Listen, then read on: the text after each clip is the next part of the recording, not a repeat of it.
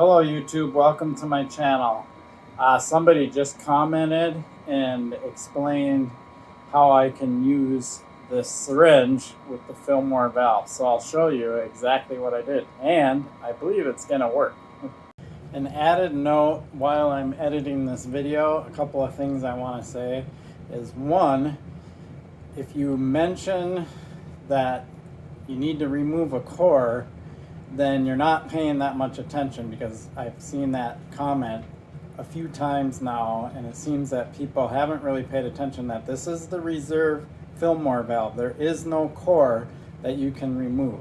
So please listen or go back and look at my review on the Reserve Fillmore valve. It's a completely different design. There is no core to remove, so no need to mention that all you have to do is remove the core. It's getting a little ridiculous. Obviously people aren't paying attention that the Reserve Fillmore valve is different. Cool. All right, another thing is in this video I learned something, and it's kind of funny, so keep watching.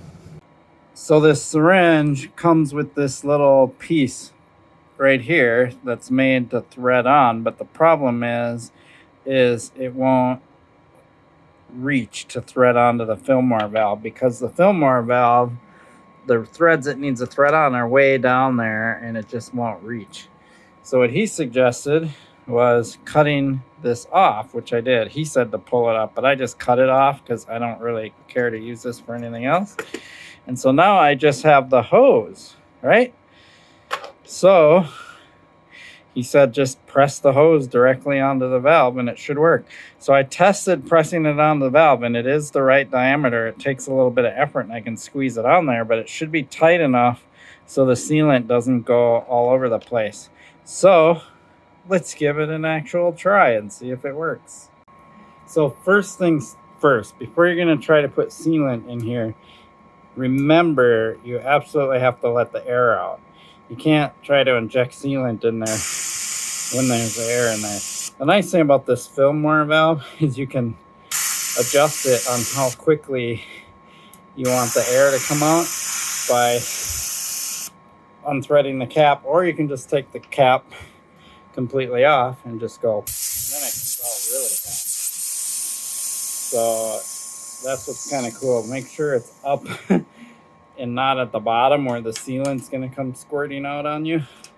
So now the tire is flat, but it's still seated, right? So when you have the proper rims and tires, the bead doesn't break free right away. So now that's loose in there. So let's go ahead and try putting sealant in here. Okay, so I have the tube here. I'm just going to push the tube right on there.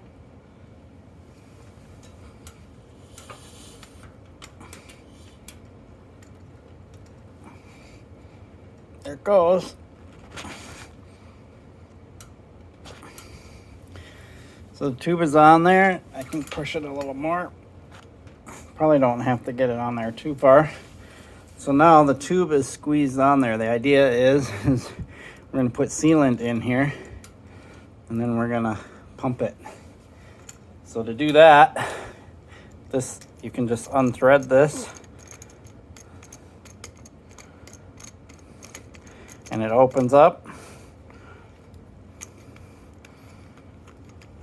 Of course, I could have done this ahead of time, but you know, I don't think it really matters what order you do it in. So then we'll put sealant in here, screw this back on, and rock and roll. Okay, so what I just realized is, here, I'll point the camera up some so you can see kind of the full picture. This is always kind of funny, and why I like to just do this and show you what I learned in the process is when I put sealant in here, the sealant, I didn't even need the syringe. The sealant just poured right into the valve and into the tire. So you actually can avoid just using the plunger and all of that, and just use this kind of as a funnel. And all you really have to do is measure the sealant ahead of time before you pour it in here, and then you can clearly see it just poured right in. So let's see if I can just do that here and get it in camera. Let me fix the angle a little bit so you can see what happens. It's kind of funny. So it ends up actually being easier. So I just poured the sealant in there, kind of being careful not to spill it. And then the sealant just goes right in the tire. Boom, there it goes.